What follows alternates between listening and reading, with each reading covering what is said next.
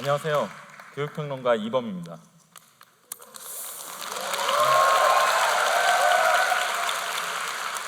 오늘은 대학 얘기를 좀 하려고 하는데요. 우리나라 참 이상한 나라죠. 무슨 대학 출신인지가 막 죽을 때까지 쫓아다니는 굉장히 이상한 나라인데, 최근 들어서 이게 뭔가 좀 바뀌고 있는 것 같습니다. 어디서 바뀌냐? 기업에서 바뀌는 거죠. 뭐 할 때? 사람 뽑을 때. 과거엔 상상하지 못하던 일이 최근 몇 년간 벌어지고 있는데요. 예를 들어서 고졸자 채용을 늘린다, 이런 얘기 들어보셨을 겁니다. 불과 몇 년 전에 시작된 일입니다. 또 요즘 이제 스펙 파괴 채용 또는 열린 채용이라고 하죠.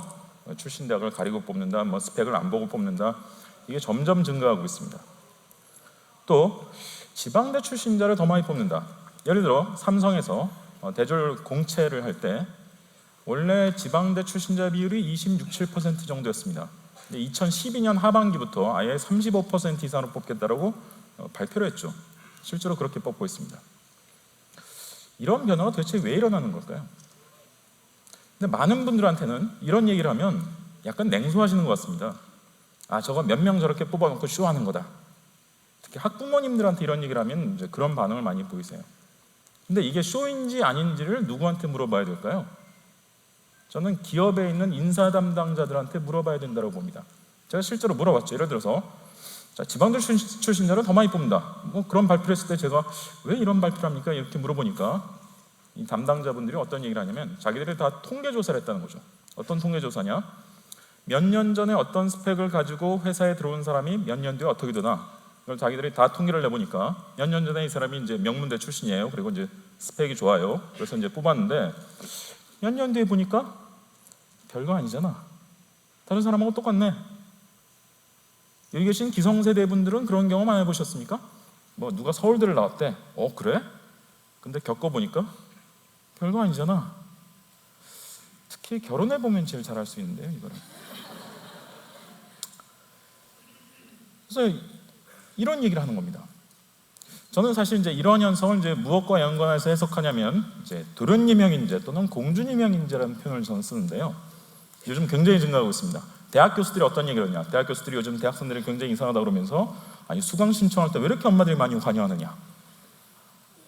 요즘 기업의 인사과에 촌지 들고 오는 엄마들도 있다고 합니다. 그러니까 도련님, 공주님인 거죠. 자, 기업에서 이 사람의 스펙이 좋아요. 스펙이 좋아서 뽑았어요. 뽑았는데 뽑아놓고 보니까 도련님이야, 공주님이야. 특징이 뭐죠? 엄마가 하라는 대로 한 거예요. 여태까지 자기가 주도적으로 자발적으로 뭘 해본 적이 없어요. 공부가 됐든 다른 것이 됐든 여태까지 이제 10여 년, 20여 년 살면서 자기가 주도적으로 자발적으로 뭘 해본 적이 별로 없는 사람들이죠. 근데 우리나라 이제 기업들에서 이런 유형의 사람들을 분석을 해보니 이 사람들이 스펙은 좋은데 능력은 그에 미치지 못하더라. 스펙과 이 능력이 불일치하더라는 거죠. 이런 현상을 점점 발견하고 있는 거예요. 생각해보세요. 도련님, 공주님을 누가 좋아할까요? 회사에서 안 좋아합니다, 당연히. 어디서 좋아할까요? 처갓집에서 좋아할까요? 시댁에서 좋아할까요? 좋아할 만한 사회 조직이 없어요, 사실. 근데 우리가 의도한 건 아니겠지만 결과적으로 그런 식으로 아이를 키우고 청년으로 성장시키는 경우가 굉장히 많습니다. 그리고 이제 또 하나 이제 중요한 얘기를 하는데 이제 뭐냐? 그게 바로 이직률이 높다는 거죠. 그러니까 남들이 선호하는 이제 보란드 아주 그럴듯한 직장에 들어갔는데 그러면 잘 다닐 것 같죠? 아닙니다. 조기 이직률 굉장히 높습니다. 사실 보다 근본적인 걸 따져봐야 됩니다. 바로 학벌주의를 우리가 정면으로 들여다봐야 되는데요. 사실 우리나라는 이제 학벌주의가 세계에서 최고의 나라입니다. 아까 말씀드렸죠? 무슨 대학 출신인지가 막 죽을 때까지 쫓아다니는 이상한 나라인데 배경이 몇 가지 있습니다. 일단 이제 대학이 이제 서열화되어 있습니다. 우리나라에 제일 큰 영향을 준 나라가 두 나라였습니다. 어느 나라죠? 미국과 일본입니다. 그래서 우리나라가 대학도 미국, 일본과 상당히 유사합니다. 사립대가 많습니다. 그리고 대학 서열이 많이 벌어져 있습니다. 그리고 등록금이 비싸요. 등록금 세계 1위가 미국, 2위가 일본, 3위가 우리나라입니다. 모르셨습니까? 세계 3등이에요. 그리고 이제 또 대학 진학률이 높죠. 대학을 많이 갑니다. 이런 것들이 사실 우리가 이제 영향을 많이 받은 미국, 일본과의 공통점인데, 근데 사실 미국, 일본보다도 사실 무슨 대학 출신이라고 뽑을 때 무조건 선호하는 현상은 사실 더 심각합니다, 우리나라가. 이게 왜 그랬는지를 우리가 봐야 되는데요. 우리가 이 경제 성장을 한 방식이 굉장히 특이했다는 것과 관련이 있습니다. 정부주도 성장을 했죠. 자, 경제개발 5개년 계획, 정부가 경제를 주도하다 못해 계획한다는 겁니다. 자, 정부가 경제를 계획한다는 것은 사회주의 경제의 특징입니까? 아니면 자유시장 경제의 특징입니까? 그렇죠.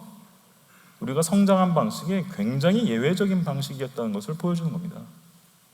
자, 그러면 이러한 방식으로 성장할 때 나타나는 매우 중요한 특성이 있어요. 그게 뭐냐? 관료의 힘이 굉장히 강합니다. 관료의 힘이 굉장히 막강합니다. 그런데 이 관료를 어떻게 뽑았습니까? 시험으로 뽑았습니다. 우리는 이게 하나도 안 이상하죠. 왜? 고려 광종 때부터 과거제도를 해서 거의 1000년 동안 했어요. 그렇죠? 과거제가 뭐예요? 관료를 시험으로 뽑는 거예요. 지금도 있어요. 9급 공무원, 7급 공무원, 무슨 행정고시. 뭐 지금은 고시 의미가 조금 달라지고 있습니다만 옛날에 고시 패스한다? 완전 그 가문의 영광이고 개인 출세길 펴는 겁니다. 많이 뽑지도 않았어요, 고시. 이게 별로 이상한 줄 모르시는데 혹시 미국이나 유럽 사람들 만날 기회 있으면 한번 물어보십시오. 네 나라에서 공무원 뽑을 때 시험으로 뽑냐? 저도 몇 번 물어봤는데요. 물어보니까 이 사람들이 질문이 무슨 소리인지를 이해를 못해요. 그러면 그 나라에서 공무원 뽑을 때 어떻게 뽑아요? 1단계로 서류 심사하고 2단계로 면접 봐서 그냥 뽑아요. 그러니까 회사에서 사람 뽑는 거랑 똑같은 거예요. 공무원이라고 별다른 절차가 있는 게 아니에요, 이게. 그래서 이게 우리한테 익숙하지만 굉장히 예외적인 현상입니다. 자, 우리는 이런 예외가 겹쳤죠. 이런 예외가 겹칠 때 어떤 현상이 벌어지겠습니까? 자, 어떠한 유형의 인간들이 이 고시와 같은 어려운 시험을 통과해서 국가의 고급 관료가 돼서 굉장히 막강한 권력을 가지게 됐을까요? 어떠한 유형의 인간들이? 바로 시험을 잘 보는 인간들이죠. 사실 저도 그런 인간이었습니다.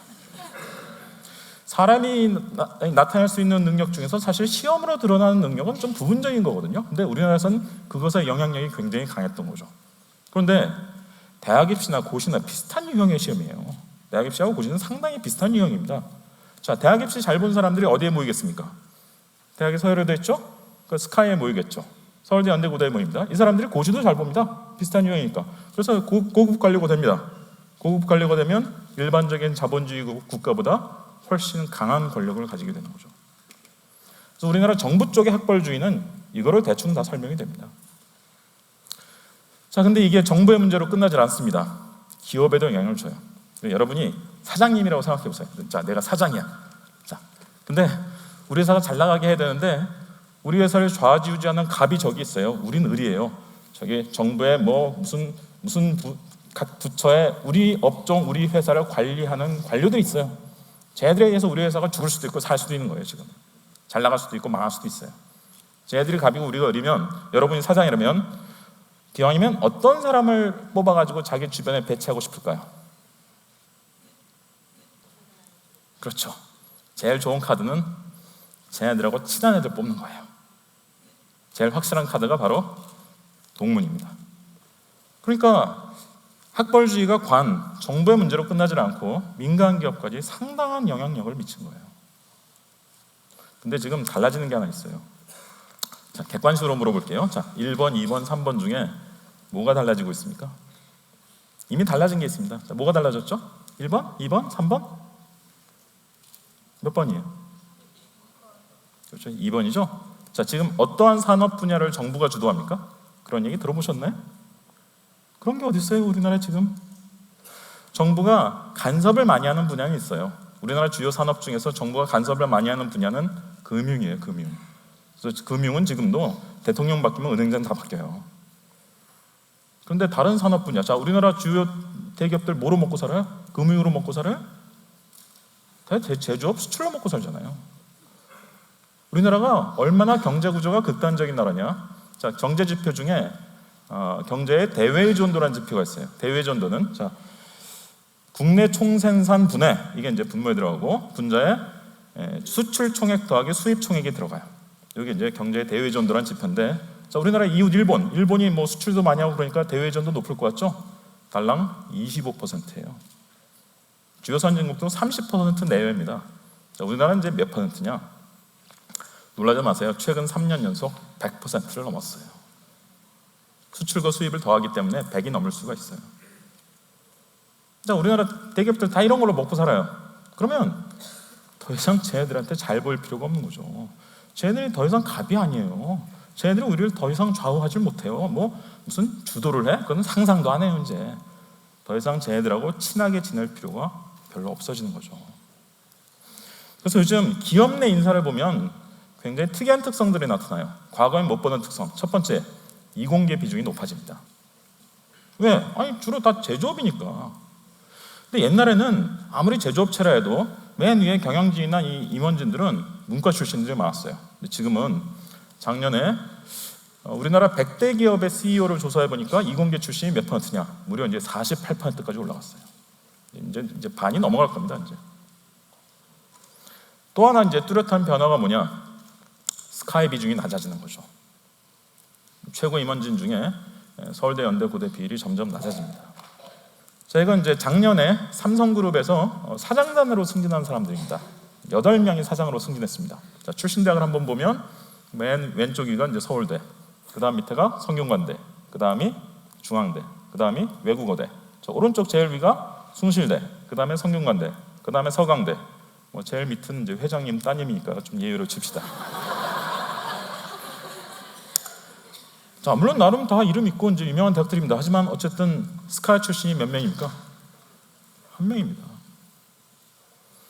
뚜렷하게 이런 변화가 나타나고 있는 거죠. 문제는 뭐냐? 청년들한테, 예를 들어 대학생들한테 이런 얘기를 하면 이 말이 먹히질 않습니다. 실감을 못해요. 왜 실감 못하냐? 제가 보기엔 너무 쫄아서 그런 거예요. 자, 1997년에 우리나라에 IMF 외환위기라는 게 이제 있었습니다. 그 이후에 이제 우리나라 이제 한 20년 가까이 동안 이른바 이제 신자유주의적 변화를 겪었죠. 제일 중요한 변화가 뭐였습니까? 고용이 불안정해진 거죠. 그렇죠? 고용이 불안정해지면서 이른바 이제 비정규직이 굉장히 늘었고, 그리고 이제 선호도가 높은 좋은 일자리라고 불리는 게 상대적으로 줄었습니다. 그러니까 구직 경쟁이 굉장히 치열해지는 거죠. 자, 구직 경쟁이 굉장히 심해지면 사람들이 점점 더 좁니다. 쫄다 보면 점점 심리 속에 어떤 일이 생기냐면, 야, 내가 좋은 대학 간판이라도 달고 있으면 좋겠다라는 심리는 옛날보다 심해지는 거죠. 저 대학 갈 때, 저 1988년에 대학에 들어갔습니다. 그때도 대학생을 다 알고 있었습니다. 왜? 대학 입시 보고 나면 배치표 나오니까 대충 어느 대학이 위고 어느 대학이 아래인지 알아요. 하지만 나 뜨겁게 그런 얘기 안 했어요. 근데 지금은 인터넷 게시판에 보면, 야, 우리 대학이 더 높아, 아니야, 저 대학이 더 높아, 서로 싸우고 있죠. 흔히 볼 수 있는 관계죠. 왜 이렇게 싸움이 벌어지냐? 쫄아서 그런 거예요. 그래서 구직자의 심리 속에서는 학벌주의가 오히려 강화되고 있는 거예요. 근데 문제는 뭐냐? 이건 구직자의 심리 속에서의 문제이지 기업의 객관적인 여건이나 환경 속에서는 학벌주의가 오히려 완화되는 거예요. 그러니까 청년들이 헷갈리는 거예요. 학벌주의가 이 강화된다는 신호하고 완화된다는 신호가 동시에 오니까 되게 헷갈리는 거예요. 물론 이 두 가지 시그널이 동시에 오고 있어요. 하지만 이건 서로 다른 차원의 문제예요. 자, 심리적 학벌주의를 완화하려면 어떻게 해야 되겠어요? 별다른 방법이 없어요. 좋은 일자리 늘려야죠. 그렇죠? 자, 좋은 일자리 늘리려면 어떻게 해야 되겠어요?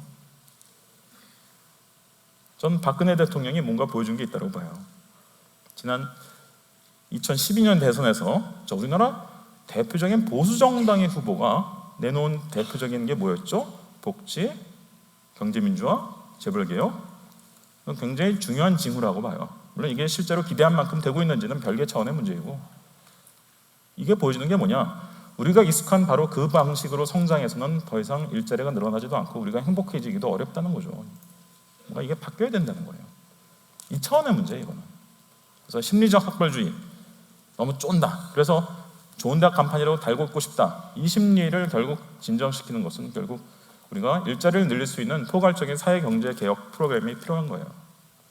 근데 두 번째, 이 기업의 수준에서 나타나는 학벌주의, 이건 어때요? 이건 제가 보기엔 내버려둬도 계속 점점 완화될 거예요. 점점 능력주의, 채용, 인사 원칙이 점점 더 강해질 겁니다. 왜? 정부의 영향력이 점점 줄고 있기 때문이죠. 그래서 관이나 또는 관과 밀접한 연관을 맺고 있는 금융, 이런 정도를 제외하면 학벌주의의 영향력은 점점 완화될 거라는 거예요. 학부모들은 아직도 그런 얘기를 하세요. 애가 좀 공부 잘하면 이과면은 의사, 문과면은 변호사, 전문직, 안정적이니까. 근데 지금 어떻게 되고 있죠? 전문직이 가진 안정성은 숫자가 적었을 때나 가능한 거예요. 하지만 지금 바뀌고 있잖아요. 자, 한의사 바뀌고 있죠? 회계사 바뀌고 있죠? 변호사? 1년에 지금 2,000명씩 나오잖아요. 어떻게 바뀌는지 신문 보도로 다 나오잖아요. 의사? 우리나라 지금 의사 증가율이요 OECD 평균의 3배예요. 한 2달 전에 중요한 기사가 있었어요. 검색해 보세요. 자, 우리나라 법원에서 조사해 보니, 자, 법원에 개인 파산 선고를 받아서 개인회생 절차를 밟는 사람들 중에 45%가 세 가지 직업을 더하면 이 45%라는 거예요. 이 세 가지 직업이 바로 의사, 한의사, 치과의사. 왜? 개업하면 자영업자예요. 거기는 의료 장비 다 빚이에요. 우리 동네 슈퍼마켓 사장님하고 똑같은 거예요. 손님이 안 찾아오면 망해요. 공무원? 물론 이미 공무원 하고 있는 분들의 안정성을 근본적으로 흔들기는 어려울 거예요. 하지만 이렇다면 제가 보기엔 여야 합의로 이런 걸 할 수 있는 거죠. 여야 합의로 앞으로 3년 뒤부터 새로 공무원 되는 사람부터 새로운 제도를 적용하기로 하자.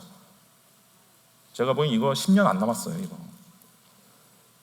제가 보기엔 앞으로 10년쯤 지나면 우리나라에 안정되고 보장된 직종이란 건 없어질 거예요. 그럼 뭐가 중요해질까요? 전 2가지가 중요해진다고 봐요. 첫 번째, 국가적으로는 그럼 보장을 누가 해주냐? 국가가 좀 해주라는 거죠. 최종적인 보장은 내가 회사 다니다 잘려도, 야, 내가 지금 일하고 있던 분야가 지금 사양산업이야. 점점 지고 있어. 다른 데로 옮겨가야겠어. 그럼 뭐가 필요해요? 상당 기간 교육을 받아야 돼요. 그리고 2번째로 그동안 먹고 살아야 돼요. 그런 거 좀 국가가 해주라는 거죠. 이런 구체적인 복지에 대한 수요는 점점 늘어날 거예요. 근데 이건 이제 국가적인 차원의 문제고, 우리 개개인 수준에서 뭐가 더 중요해질까요? 개개인 수준에서는 당연히 적성과 전문성이 더 중요해지는 거죠. 적성이 뭐예요? 자기가 좋아하는 것, 잘하는 것, 하고 싶은 것. 결국 이 문제겠죠? 전문성? 거기다 전문성이 더해져야 되는 거죠.